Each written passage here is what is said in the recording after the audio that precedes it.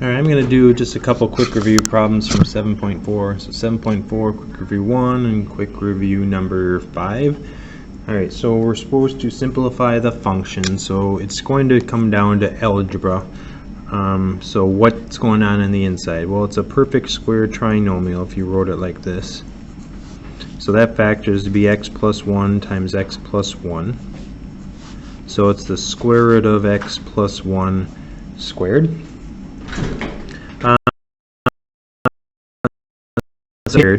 Like the square root of x squared, that by definition is exactly the same as absolute value. That is how absolute value of x is defined. It's the square root of x squared because you're squaring something, which makes it positive no matter what, and then you square root it, it remains positive. So the square root of x plus 1 squared is the absolute value of x plus 1. Oops. And number 1, they say from 1 to 5.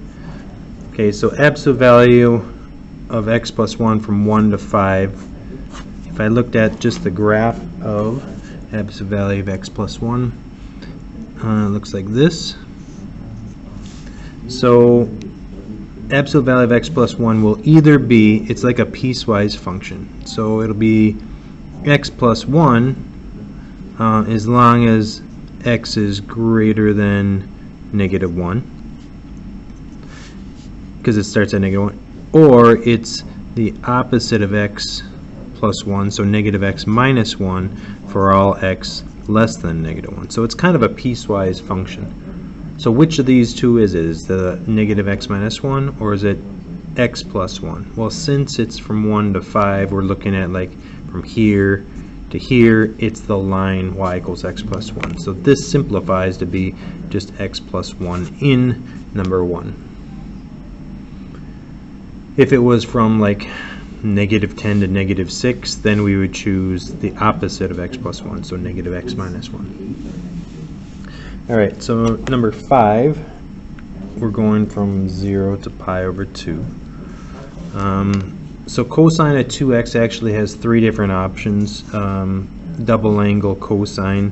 One is just the one I remember most, is cosine squared minus sine squared x. Carl tells us all 3 of them.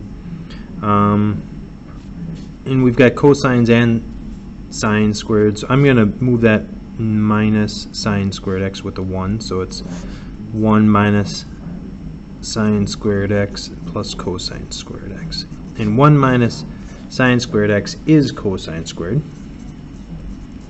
So it's helpful to have all things in terms of cosine, which is actually 2 cosine squared x, and the square root of that becomes the square root of 2 times cosine x.